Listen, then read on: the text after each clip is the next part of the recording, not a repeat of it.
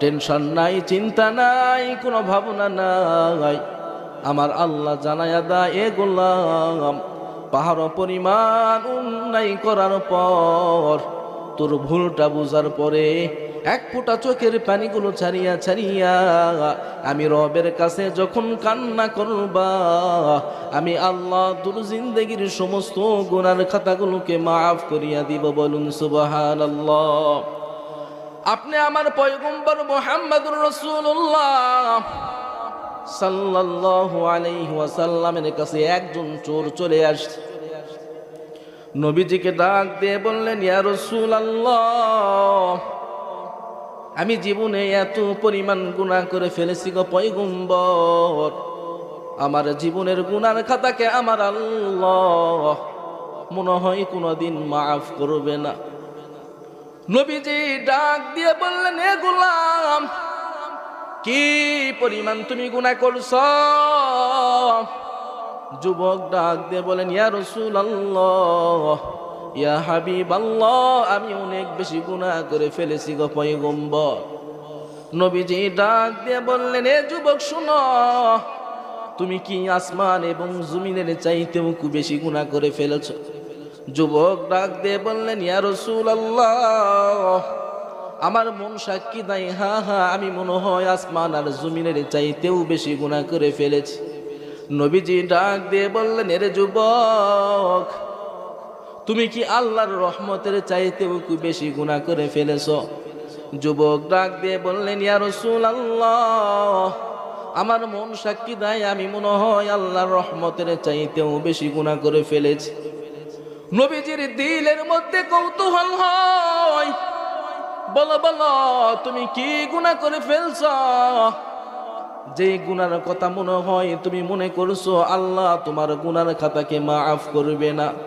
যুবক ডাক দিয়ে বললেন, ইয়া রাসূলুল্লাহ, ইয়া হাবিবাল্লাহ, আমি কাফনের কাপড়গুলো চুরি করিয়া করিয়া আমার জীবন চালাইতাম গো পয়গম্বর।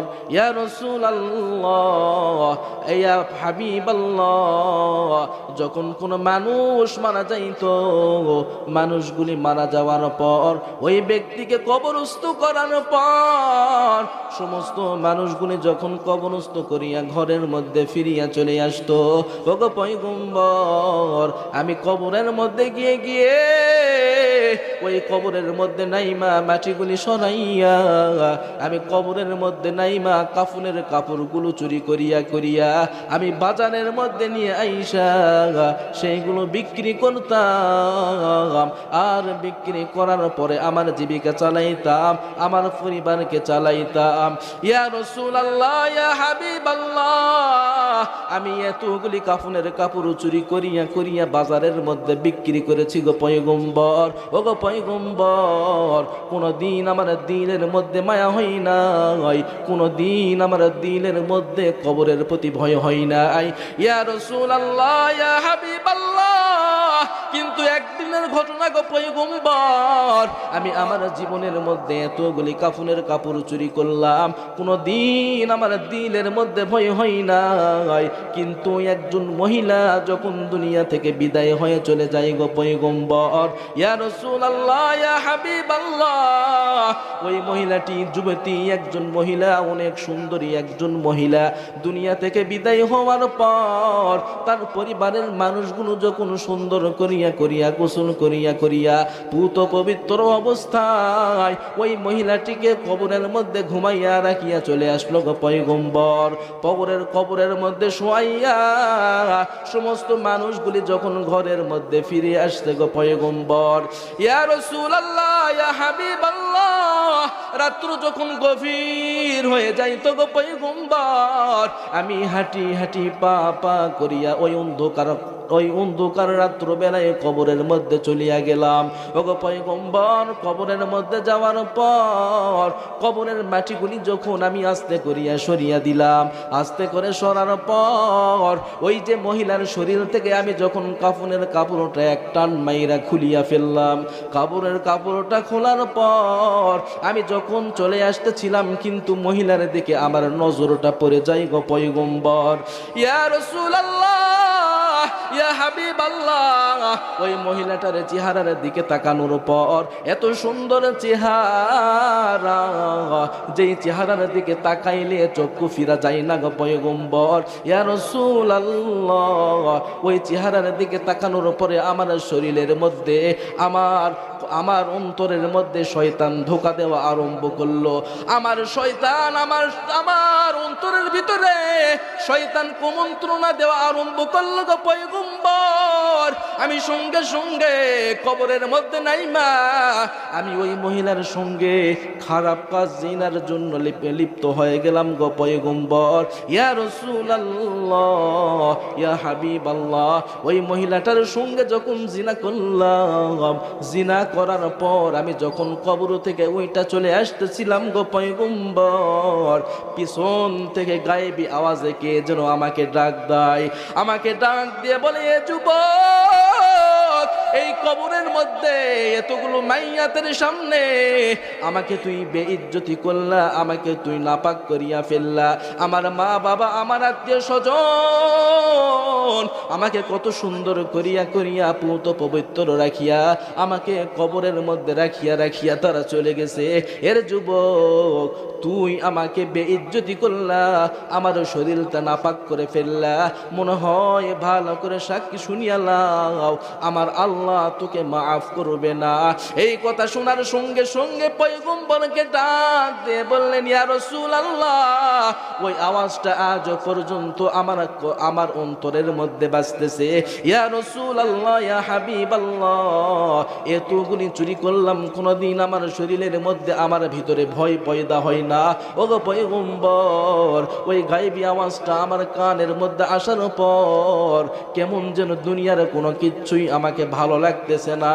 ইয়া রাসূলুল্লাহ, ইয়া হাবিবাল্লাহ, আমার মন সাক্ষী দেয় গো পয়গম্বর, আমি মনে হয় জাহান্নামের আসামি হয়ে গেলাম, আমার জীবনের গুনার খাতাকে মনে হয় মাফ করবে না।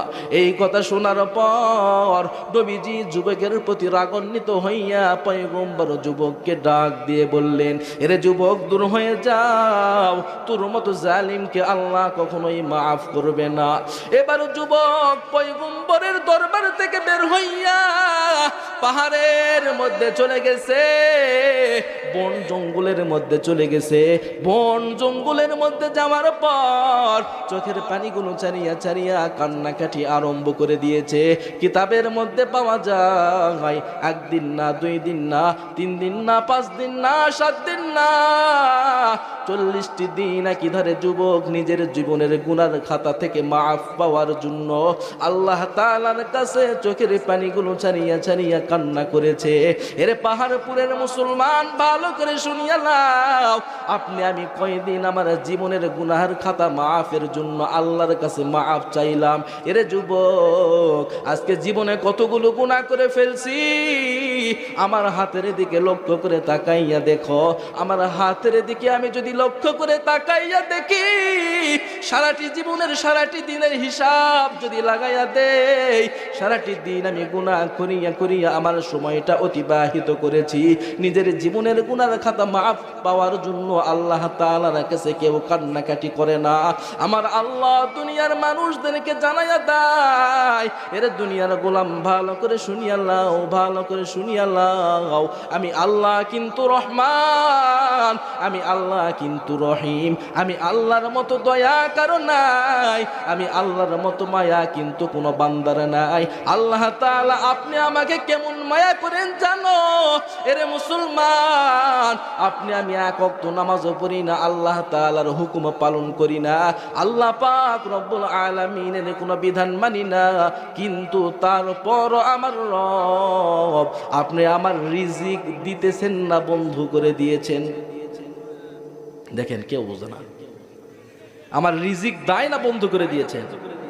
হয় না, এই আওয়াজে হয় না, রিজিক দেয় না বন্ধ করেছেন, রিজিক দেয় তো। আরে সত্য কথাটার সাক্ষী দেন, তাহলেও সওয়াব পাবেন ইনশাআল্লাহ। হতে পারে এটাই আপনার জীবনের মাফ পাওয়ার মতো একটা কোনো যোগ্য ইবাদত হয়। তাহলে বলেন, আল্লাহ আমাদেরকে রিজিক দেয় না বন্ধ করেছেন? রিজিক দেয় তো ইনশাআল্লাহ, নাকি? মানুষের কি অবস্থা, সুবহানাল্লাহ বললেও বড় ভয় পায়, টাকা চাইবে নাকি সুবহানাল্লাহ বললে? আল্লাহর নামটা উচ্চারণ করতে চায় না, ভয়। কি ভুল হয় নাকি? শতভাগ মুসলমান আপনি আমি বসবাস করি, মুসলিম বলে দাবি করি। আফসোসের কথা হলো 50% মুসলমানও কোরআনুল কারীম তেলাওয়াত করতে পারে না, ঠিক কিনা? আওয়াজ করে বলেন কথা ঠিক কিনা? জামাই খুঁজে যে হুজুর সরকারি চাকরিওয়ালা হলে ভালো হয়, হুজুর হলে চলবে না, ভিক্ষা করে খাই, প্রোগ্রাম করে। এমন মানুষের মন মানসিকতা আছে না? এই জোরে বলেন আছে না? এমন মন মানসিকতা নিয়ে বসবাস করতেছি, নামাজ পড়ে পড়ে কপালটারে কালো বানিয়েছি। আপনি আমি একজন যোগ্য পাত্র চাই না, বরং দেখা যায় একজন অযোগ্য পাত্রকে খুঁজে বেড়াই। চিন্তা করছেন? চিন্তা করছেন? ক্ষণস্থায়ী জিন্দেগির জন্য টাকা খোঁজেন, পয়সা খোঁজেন, ধন খোঁজেন, সম্পদ খোঁজেন, সব খোঁজেন।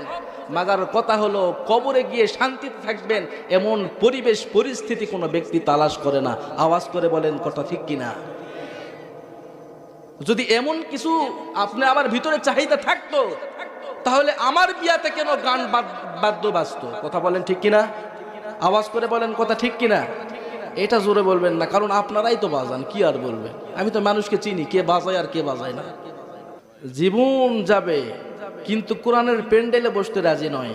আচ্ছা বলেন তো, এই মাহফিল থেকে বের হয়ে যেতে পারবো এমন কোন গ্যারান্টি আপনি আমার কাছে আছে? জোরে বলেন আছে? আজকে দুনিয়ার মধ্যে একটা মোবাইল কিনতে গেলেও ওয়ারেন্টি পাওয়া যায়, গ্যারান্টি পাওয়া যায়, কিন্তু আমি একজন মানুষ, আমার জীবনের কোনো গ্যারান্টি ওয়ারেন্টি নাই। 1 সেকেন্ডের মধ্যে মালাকুল মউত আপনি আমার কাছে আসতে পারে কি পারে না? আওয়াজ করে সবাই বলেন পারে কি পারে না? পারে। যদি মালাকুল মউত আপনি আমার কাছে আসতে পারে, আমার জীবনের আশা ভরসা যদি কোনো কিচ্ছুই না থাকে, তাহলে আল্লাহ তাআলার ডাকে সাড়া দিয়ে আল্লাহর ইবাদত করার দরকার আছে না নাই? সকলে বলেন আছে না নাই? ইনশাআল্লাহ সকলেই 5 ওয়াক্ত নামাজের পাবন্দি হবে তো ইনশাআল্লাহ। আল্লাহ সকলকেই কবুল করুক, বলুন আমিন। আমার কথা স্মরণ আছে আপনাদের? কোন জায়গায় সেরে আসছি আমি? বয়ান কোন জায়গায় সেরে আসছি মনে আছে? কবরের কথাই তো। কোন জায়গায়? হ্যাঁ, এই তো মাশাআল্লাহ মনে আছে। কথাগুলো ভালো করে শুনবেন, বুঝবেন, তওবার নিয়তে শুনবেন ইনশাআল্লাহ, তাহলে ভালো লাগবে আশা করা যায়। শুধু ভালো লাগলেই চলবে না, নিজের জীবনটা যদি পরিবর্তন করতে পারেন, তাহলেই আপনি আমি কামিয়াবি হতে পারবো, আল্লাহর জান্নাত লাভ করতে পারবো। কথা বলেন ঠিক কিনা? এরে মুসলমান, কথাগুলো ভালো করে বুঝবেন। যুবক যখন কবর থেকে উঠাম হাঁটি হাঁটি পা পা করিয়া যখন রওনা হয়, গায়েবী ভাবে কে যেন আওয়াজ দেয়, আমাকে তুই নাপাক করে ফেলছ, তোকে আল্লাহ মাফ করবে না। এই কথা শোনার পর আপনি আমার পয়গম্বর দূর দূর করিয়া পয়গম্বর তার নিজের দরবার থেকে বের করিয়া দিয়েছে। যুবকটা জঙ্গলের মধ্যে যাওয়ার পর আল্লাহ পাক রব্বুল আলামিনের কাছে চোখের পানিগুলো ছাড়িয়া ছাড়িয়া 40 দিন পর্যন্ত কান্না করে, আয় আল্লাহ, আমার মতো জালিম কেউ নাই, আমার মতো নাফরমান দুনিয়ার মধ্যে কেউ নাই, আমার মতো গুনাহ করনিওয়ালা দুনিয়ার মধ্যে কেউ নাই গো আল্লাহ। আয় আল্লাহ, আমি জানি আপনার নাম রহমান, আল্লাহ আপনার নাম রহিম, আল্লাহ আপনার নাম গফফার, আপনার নাম সাত্তার। আয় আল্লাহ, জীবনে অনেক গুনাহ করে ফেলেছি গো আল্লাহ। আয় আল্লাহ, জীবনে আর কোনোদিন গুনাহ করব না, আর কোনোদিন নাফরমানি করব না। আয় আল্লাহ, আপনার কাছে খালেস দিলে তওবা করতেছি। এই কথা শোনার সঙ্গে সঙ্গে, এইভাবে তওবা করার সঙ্গে সঙ্গে আপনি আমার পয়গম্বরের কাছে আল্লাহ পাক রব্বুল আলামিন জিবরাইল আলাইহিস সালাতু ওয়াস সালামকে পাঠিয়ে দিয়েছেন। ও জিবরাইল, যাও যাও, আমি আল্লাহ পাক রব্বুল আলামিনের পক্ষ থেকে আমার বন্ধু মুহাম্মদ তার কাছে ঘোষণা প্রদান করিয়া দাও, আমি আল্লাহ পাক রব্বুল আলামিন আমার বন্ধুকে প্রশ্ন করতে চাই, আমি আল্লাহ পাক রব্বুল আলামিন বন্ধুকে জানাইয়া দিতে চাই, মানুষের জীবনের গুনার খাতা মাফ করনিওয়ালা আপনি না আমি। জিবরাইল আমিন পয়গম্বরকে প্রশ্ন করলেন, ইয়া রাসূলুল্লাহ, বান্দার গুনার খাতা মাফ করনিওয়ালা আপনি না আমার আল্লাহ? পয়গম্বর উত্তর দেয়, আল্লাহ। বলেন তো আল্লাহ পাক রব্বুল আলামিন বান্দার রিজিকের মালিক না আপনি? এবার পয়গম্বর ডাক দিয়ে বলেন, ও জিবরাইল, আল্লাহ তো অবশ্যই বান্দাদের রিজিকের মালিক। এবার আল্লাহ পাক রব্বুল আলামিন এবার পয়গম্বরকে জানায়া দেয়, ইয়া রাসূলুল্লাহ, ইয়া হাবিবাল্লাহ, আমি আল্লাহ পাক রব্বুল আলামিন ওই সূরের প্রতি এত খুশি হয়ে গিয়েছি, 40 দিন আমি রবের কাছে কান্না করার পর আমি আল্লাহ পাক রব্বুল আলামিন তার জিন্দেগির সমস্ত গুনার খাতাগুলোকে মাফ করলাম। তুমি ওই ব্যক্তিকে জানায়া দাও, বলুন সুবহানাল্লাহ।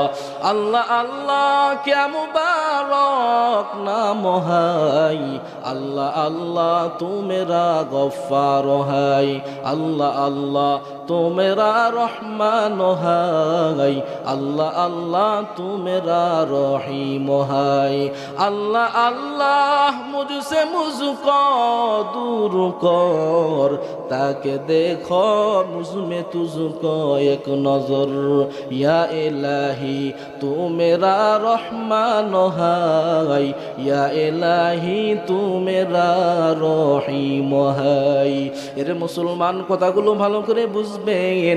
এবার পয়গম্বর সাল্লাল্লাহু আলাইহি ওয়াসাল্লাম সাহাবীকে পাঠিয়ে দিয়েছেন, যাও যাও ওই চোরকে ডাক দাও, তাকে সুসংবাদ জানাইয়া দাও, আল্লাহ পাক রব্বুল আলামিন তার জীবনের গুনার খাতাকে মাফ করে দিয়েছেন। এর যুবক কথাগুলো ভালো করে শুনিয়া লাও। এবার সাহাবী ওই চোরকে তালাশ করার জন্য যখন রওনা হয়, চোরকে পাওয়ার পর পয়গম্বরের দরবারে হাজির করার পর পয়গম্বর এবার চোরকে ডাক দিয়ে বললেন, ভালো করে শুনিয়া লাও, আল্লাহ পাক রব্বুল আলামিন তোমার জীবনের গুনার খাতাকে মাফ করে দিয়েছেন। এই কথা শোনার সঙ্গে সঙ্গে যুবক এত পরিমাণ খুশি হয়ে গেছেন রে মুসলমান, আল্লাহ পাক রব্বুল আলামিন নবীজিকে জানায়া দেয়, ওগো পয়গম্বর, দুনিয়ার মধ্যে ভালো করে মানুষদেরকে জানায়া দাও আমি আল্লাহ কোন সমস্ত মানুষগুলোকে ভালোবাসি, আপনি একটু জানায়া দেন। দুনিয়ার মধ্যে মানুষ মানুষকে ভালোবাসতে পারে স্বার্থের টানে, মানুষ মানুষকে ভালোবাসতে পারে ক্ষমতার টানে। আমি আল্লাহ দুনিয়ার মানুষকে জানায়া দিলাম, আমি আল্লাহ দুই শ্রেণীর মানুষকে বড় মহব্বত করি, ভালোবাসি, পছন্দ করি। এর মুসলমান সমাজের মধ্যে কিছু মানুষ পাওয়া যায়, তার পছন্দের কিছু ব্যক্তিত্ব থাকতে পারে, তার পছন্দের কোনো জিনিস থাকতে পারে। আমার আল্লাহ জানায়া দেয়, আমি আল্লাহর পছন্দের দুই শ্রেণীর মানুষ আছে। এক নম্বরে হলো ইন্নাল্লাহা ইউহিব্বুত তাওয়াবিন ওয়া ইউহিব্বুল মুতাতাহহিরিন।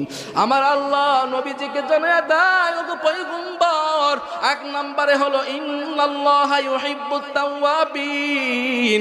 দুনিয়ার মধ্যে যেই সমস্ত মানুষগুলি গুনাহ করিয়া করিয়া, যেই সমস্ত মানুষগুলি নিজের উপর জুলুম করিয়া করিয়া জাহান্নামের দিকে ধাপিত হয়েছে, যেই সমস্ত মানুষগুলি গুনাহ করিয়া করিয়া শয়তানকে খুশি করিয়া করিয়া শয়তানের পথ যেই সমস্ত মানুষগুলি অবলম্বন করেছে, এই সমস্ত মানুষগুলি আমি আল্লাহ পাক রব্বুল আলামিনকে ভয় করিয়া করিয়া যখন ওই সমস্ত ব্যক্তিগুলি তওবার দরওয়াজায় ফিরে আসে, ইন্নাল্লাহা ইউহিব্বুত তাওয়াবিন, যেই সমস্ত মানুষগুলি তওবা করিয়া করিয়া গুনাহ থেকে ফিরিয়া আসে, এই এক শ্রেণীর মানুষকে আমি আল্লাহ ভালোবাসি। শুধু ভালোবাসি তা না, এই সমস্ত মানুষগুলোকে আমি আল্লাহ আমি রবের জান্নাতের মেহমান বানাইব। দুই নম্বরে হলো ইউহিব্বুল মুতাতাহহিরিন, যেই সমস্ত মানুষগুলি দুনিয়ার মধ্যে পবিত্র অবস্থায় নিজের সময়টা অতিবাহিত করে রে মুসলমান। সব চাইতে একটা আফসোসের ব্যাপার হলো আমাদের সমাজের মধ্যে মানুষ বসবাস করে, কিন্তু আপনি আমি পবিত্রতা অবলম্বন করতে পারি না। এরে মুসলমান প্রস্রাব করে কোনো পানি লই না, দাঁড়াইয়া দাঁড়াইয়া প্রস্রাব করি, গুনাহ করিয়া করিয়া মানুষ অপবিত্র হয়ে যায়। আমার আল্লাহ দুনিয়ার মানুষদেরকে জানাইয়া দেয়, যেই সমস্ত মানুষগুলি তওবা করিয়া যখন নেক পথে ফিরে আসবে ওই ব্যক্তি পবিত্রতা অর্জন করবে। যেমনি ভাবে মানুষ যদি তওবা করে, ওই ব্যক্তি নামাজে ছিল না, তওবা করার পরে নামাজ পড়বে, ওই ব্যক্তি সুদ খাইতো, তওবা করার পরে আর কোনোদিন সুদ খাইবে না, পবিত্রতা অর্জন করলো। যেই ব্যক্তি প্রস্রাব করে পানি লইতো না, তওবা করার পরে ঢিলা কুলুপ ব্যবহার করবে, পানি ব্যবহার করবে, তাহলে পবিত্রতা অর্জন হয়ে যাবে।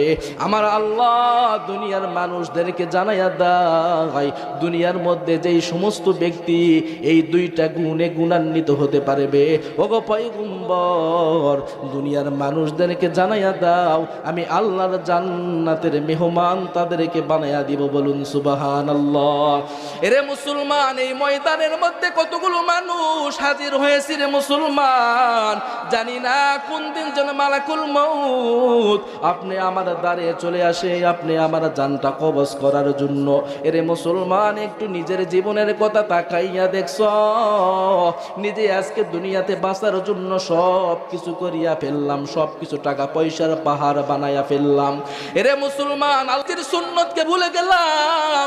আমার আল্লাহ দুনিয়ার মানুষদেরকে জানাইয়া দেয়, এরে দুনিয়ার মানুষ ভালো করে শুনিয়া লাও, ওই পাহাড়পুর মাদ্রাসার মধ্যে বসিয়া, মাদ্রাসার মাহফিলের মধ্যে বসার পর চোখের পানিগুলো ছাড়িয়া ছাড়িয়া আমি রবের কাছে একটু কান্না করে মাফ চাও।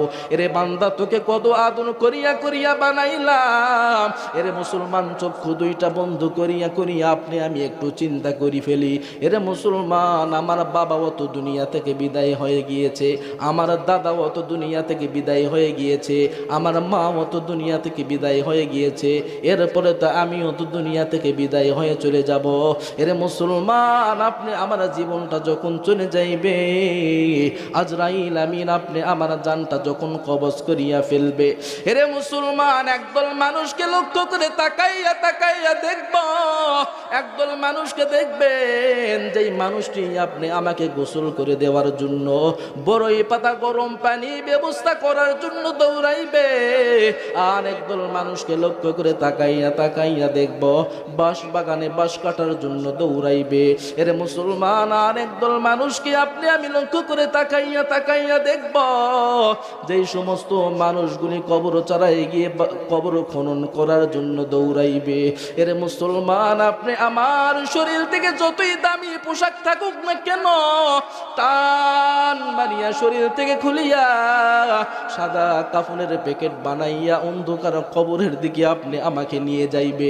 এরে মুসলমান, শুধু তাই না, শুধু তাই না, নাকে কানে তুলা ঢুকাইয়া চিরদিনের মতো আপনি আমাকে দুনিয়া থেকে বিদায় করিয়া ফেলবে। এরে মুসলমান, ওই কবরের কথা স্মরণ করিয়া করিয়া চক্ষু থেকে একটু পানি ছাড়িয়া ছাড়িয়া আল্লাহ তাআলার কাছে তওবা করিয়া কান্না করিয়া লাও। এরে মুসলমান, অনেক দিনের ঘটনা শুনেছি, এই দুনিয়াতে কাকে আপন ভাবছো, কেউ তোমার আপন না। আজকে সন্তানের জন্য দুনিয়াটাকে আপনি আমি জাহান্নাম বানায়া ফেললাম, সন্তানের জন্য আপনি আমার আখিরাতটা বরবাদ করিয়া ফেললাম। এর মুসলমান, অনেক দিনের একটা ঘটনা শুনেছি, এক সময় সারা বিশ্বের মধ্যে গোটা পৃথিবীর মধ্যে বন্যা হয়েছিল, বিশাল বিশাল পানি হয়েছিল, পানিগুলি হওয়ার কারণে সমস্ত বাড়িঘর ভেঙ্গে চুরে চুরমার হয়ে গিয়েছিল। কোন জায়গার মধ্যে ঘটনা আমার জানা নাই, কিন্তু শুনেছিলেন মুসলমান, একজন বাবা তার দুইটা সন্তান সহ তার বিবিকে লইয়া পানিতে সাঁতরায়া সাঁতরায়া আশ্রয়ের দিকে যখন চলে আসতেছিল, রে মুসলমান, আসার পর গভীর পানি ঢেউয়ের মধ্যে যখন যুবকটা পড়িয়া যায়, নিজের একটা সন্তানকে কাঁধে রাইখা আর একটা সন্তানকে বুকের সঙ্গে জড়াইয়া নিয়েছিল। রে মুসলমান, বুকের সঙ্গে জড়াইয়া নিজের বিবিকে লইয়া পাড়ি দেওয়ার জন্য পানি সাঁতরায়া সাঁতরায়া রওনা হয়েছিল। কিছু দূরে যাওয়ার পর যখন পানিতে আর নিজেকে যখন টিকে রাখতে পারতেছে না, নিজের বিবিটাকে ছাড়াইয়া দিয়েছে, হাত ছেড়ে দিয়েছে, বিবিটা ভেসে চলে গিয়েছে। এরপরে নিজের কোলের মধ্যে সন্তান মুসলমান, যে সন্তানটাকে বাবা এত আদর করিয়া করিয়া মহব্বত করিয়া করিয়া ভালোবাসে, নিজে খায় না সন্তানের খাওয়ায়, এই সন্তানটাকেও পর্যন্ত ছেড়ে দিতে চায়। সন্তানটা যাই না বাবার কোমরটা জড়াইয়া ধরেছে, বাবাকে চিপে ধরেছে।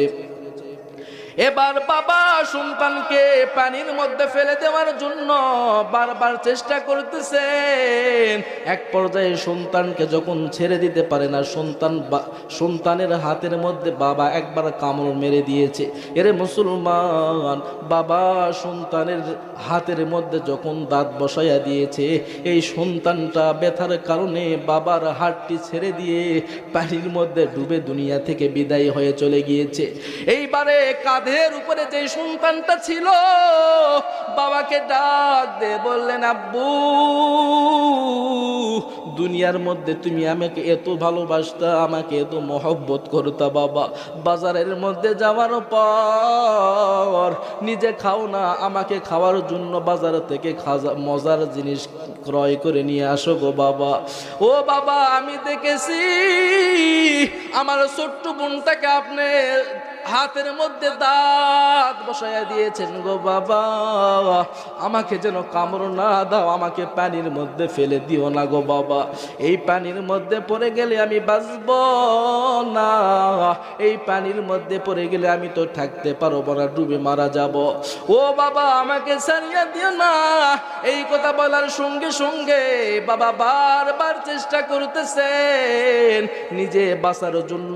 সন্তানটাকে এবার পানির মধ্যে নেমে দেওয়ার চিন্তা করতেছেন, পানির মধ্যে ফেলাইয়া দেওয়ার চিন্তা করতেছেন। এক পর্যায়ে ওই সন্তানটিকেও পানির মধ্যে ফেলাইয়া দিল। দুইটা সন্তান বিবি সহ পানির মধ্যে পড়ে মারা গেল। এরে মুসলমান, দুনিয়ার মধ্যে কাকে আপনি আমি আপন ভাবছি রে মুসলমান? নিজের বিবিকে মনে হয় আপন ভাবছি, না না, নিজের বিবিটা পর্যন্ত কিন্তু আপনি আমার আপন নয়, নিজের সন্তানটা পর্যন্ত আপনি আমার আপন নয়। এরে মুসলমান, শুধু তাই না, শুধু তাই না, কেউ কিন্তু আপনি আমার আপন নয়।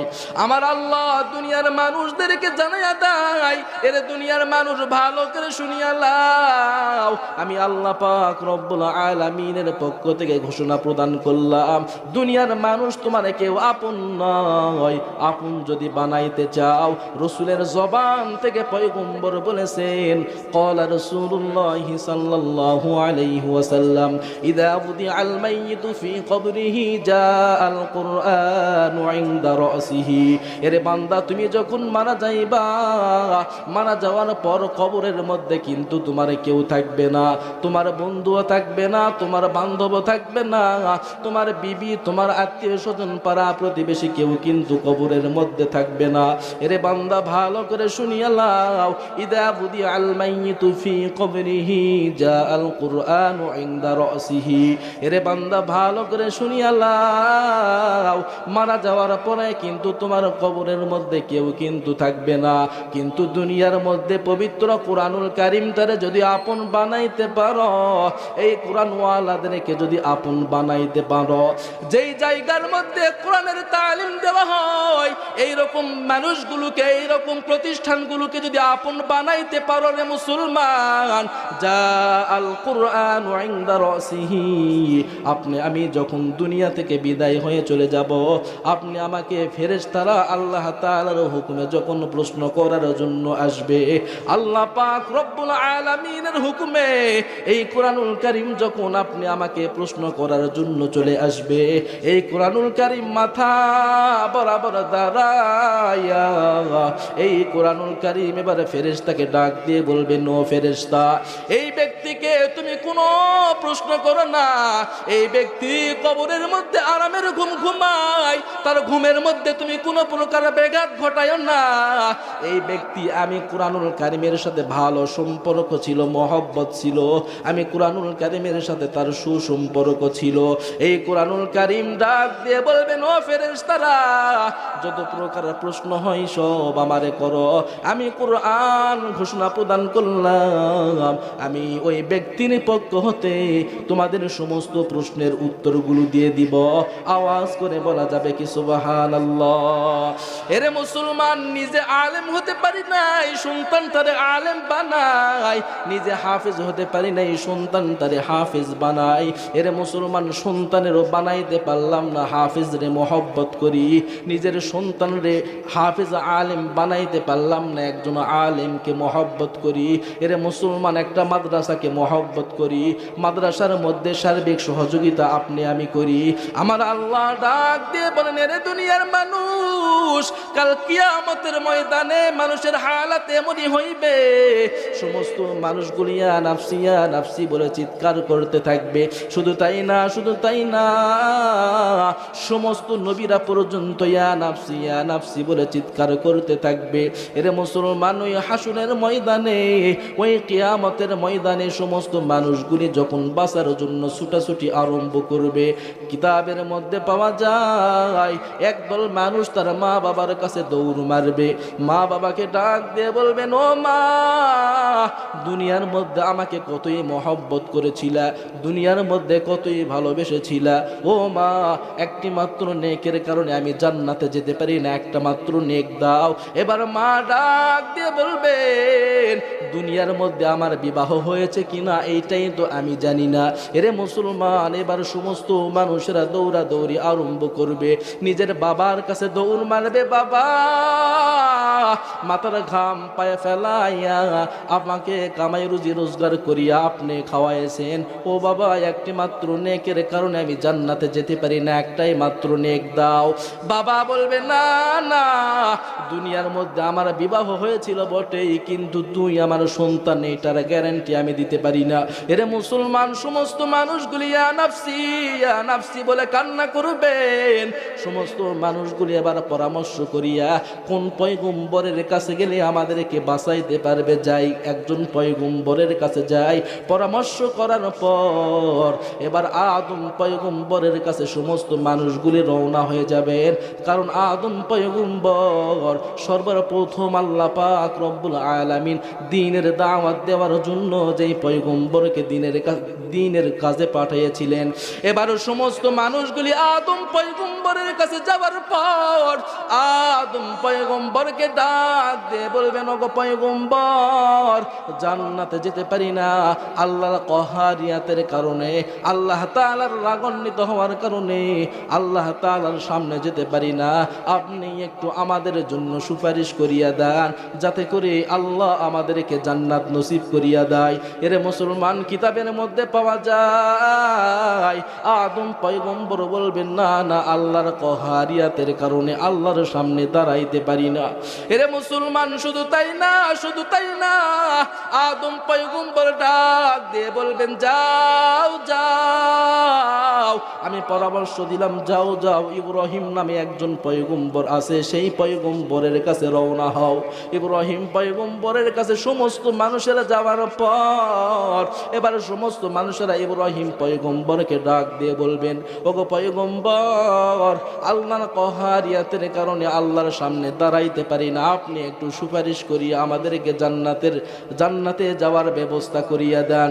ইব্রাহিম পয়গম্বর ডাক দিয়ে বলবেন, না না, আল্লাহর কহারিয়াতের কারণে আল্লাহর সামনে দাঁড়াইতে পারি না, যাও যাও, দুনিয়ার মধ্যে আল্লাহ পাক রব্বুল আলামিন একজন পয়গম্বরকে পাঠিয়েছেন, মূসা পয়গম্বর। মূসা পয়গম্বরের কাছে যাও, মূসা পয়গম্বর তোমাদের জন্য সুপারিশ করবে। এবার সমস্ত মানুষেরা মূসা পয়গম্বরের কাছে যখন রওনা হইবেন, সমস্ত মানুষেরা মূসা পয়গম্বরের কাছে যাওয়ার পর মূসা পয়গম্বর ডাক দিয়ে বলবেন, না না না না, আল্লাহর কহারিয়াতের কারণে আল্লাহর সামনে দাঁড়াইতে পারবো না। দিলের মধ্যে বড় ভয় হয়, আল্লাহ রাগান্বিত অবস্থায় বিচারের কাজটা আরম্ভ করে দিয়েছে। এবার সমস্ত মানুষেরা পরামর্শ করার পর আজকে দুনিয়ার মধ্যে যেই নবীর সুন্নতকে আপনি আমি অনুসরণ করি না, যেই নবীর সুন্নতের আপনি আমি পাবন্দি হই না। আপনি আমার পয়গম্বর দুনিয়ার মানুষদেরকে জানাইয়া দাও, এরে দুনিয়ার মানুষেরা ভালো করে জানাইয়া দাও, এরে মানুষেরা ভালো করে শুনিয়া লাও, আমার সঙ্গে আবু বকর রাদিয়াল্লাহু তাআলা আনহু পথে পথে চলিয়া চলিয়া আমার সঙ্গে আবু বকর জান্নাতের সাথী হয়ে যাবে। শুধু তাই না, শুধু তাই না, খলিফাতুল মুসলিমিন হযরত ওমর রাদিয়াল্লাহু তাআলা আনহু আমার সাথী হওয়ার কারণে আমার জান্নাতের সঙ্গী হয়ে যাইবেন। ওসমান রাদিয়াল্লাহু তাআলা আনহু যুন্নুরাইন যাকে বলা হয়, আমাকে দেখিয়া দেখিয়া আমার কথাগুলি শুনিয়া শুনিয়া আমল করেছে, আমার জান্নাতের সাথী হয়ে যাবে। কিন্তু ১৫০০ বছর আগে পয়গম্বর জানাইয়া দিছেন আমি পয়গম্বর আখিরি জামানার মধ্যে দুনিয়ার মধ্যে থাকতে পারবো না।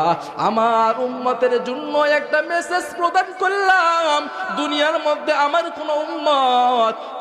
কোন উম্মত যদি এই আমলটা করে দুনিয়া থেকে বিদায় হতে পারে, আমি পয়গম্বর ঘোষণা প্রদান করলাম ওই ব্যক্তি আমি পয়গম্বরের সাথে জান্নাতের সাথী হবে। আওয়াজ করে বলা যাবে কি সুবহানাল্লাহ? এরে মুসলমান, কথাগুলো ভালো করে বুঝবেন। এবার নবীজি ডাক দিয়ে বলেন, ক্বালা রাসূলুল্লাহ সাল্লাল্লাহু আলাইহি ওয়াসাল্লাম, মান আহাব্বা সুন্নতি ফাকাদ আহাব্বানি ওয়া মান আহাব্বানি কানা মাই ফিল জান্নাহ।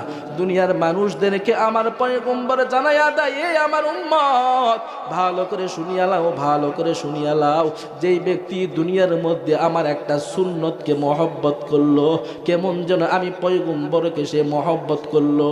আর যেই ব্যক্তি দুনিয়ার মধ্যে আমি পয়গম্বরকে মহব্বত করলো, আমি রসুল ঘোষণা প্রদান করলাম ওই ব্যক্তি আমার সঙ্গে জান্নাতের সাথী হবে।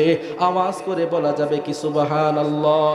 এবার সমস্ত মানুষেরা আপনি আমার পয়গম্বর রহমাতাল লিল আলামিন পয়গম্বর মুহাম্মদুর রাসূলুল্লাহ সাল্লাল্লাহু আলাইহি ওয়াসাল্লামের কাছে যখন রওনা হইবেন, আপনি আমার পয়গম্বরের কাছে যাওয়ার পর আপনি আমার পয়গম্বর তার উম্মতগুলোকে লইয়া আল্লাহ পাক রব্বুল আলামিনের সামনে হাজির হইবেন। আল্লাহ পাক রব্বুল আলামিনের সামনে হাজির হওয়ার পর কিতাবের মধ্যে পাওয়া যায় আপনি আমার পয়গম্বর মাকামে মাহমুদের মধ্যে এবার সেজদার মধ্যে পড়ে যাবেন। সেজদার মধ্যে পড়িয়া পড়িয়া আপনি আমার পয়গম্বর চোখের পানিগুলো ছাড়িয়া ছাড়িয়া কান্না করবেন। আপনি আমার পয়গম্বর চোখের পানিগুলো ছাড়িয়া ছাড়িয়া আল্লাহ তাআলাকে ডাক দিয়ে বলবেন, আল্লাহ আমার উম্মতগুলোকে মাফ করিয়া দাও, আমার উম্মতগুলো কবরের আযাব সহ্য করতে পারবে না, আমার উম্মতগুলো জাহান্নামের আগুন সহ্য করতে পারবে না, আমার উম্মতগুলি কবরের মধ্যে সাপের কামড় সহ্য করতে পারবে না। এইরকম বলিয়া বলিয়া আপনি আমার পয়গম্বর মাকামে মাহমুদের মধ্যে সেজদার মধ্যে পড়িয়া রব্বি হাবলি উম্মতি, রব্বি হাবলি উম্মতি বলে বলে কান্না করতে থাকবে। আপনি আমার পয়গম্বরকে আমার আল্লাহ ডাক দিয়ে বলবেন, ওগো বন্ধু মাথা উঠাও, ওগো বন্ধু মাথা উঠাও, যাও যাও জান্নাতে যাওয়ার জন্য ঘোষণা প্রদান করলাম। আপনি আমার পয়গম্বর তারপর মাথা উঠাইবে না। আল্লাহ পাক রব্বুল আলামিন ডাক দিয়ে বলবেন, ওগো পয়গম্বর, ওগো পয়গম্বর ভালো করে শুনিয়া লাও, আমার পক্ষ থেকে ঘোষণা প্রদান করিয়া দিলাম, আপনি শুধু একাই না আপনার সমস্ত উম্মতগুলোকে লইয়া আমার জান্নাতের মেহমান হয়ে যাও। এই কথা বলার সঙ্গে সঙ্গে আপনি আমার পয়গম্বর সেজদা থেকে মাথা উঠাইয়া সমস্ত উম্মতগুলোকে লইয়া আল্লাহর জান্নাতের মেহমান হয়ে যাবে। আওয়াজ করে বলা যাবে কি সুবহানাল্লাহ? এরে মুসলমান, আপনি আমার পয়গম্বর, আপনি আমার জন্য আল্লাহ পাক রব্বুল আলামিনের সামনে দাঁড়াইয়া রব্বি হাবলি উম্মতি, রব্বি হাবলি উম্মতি বলে বলে চোখের পানিগুলো ছাড়িয়ে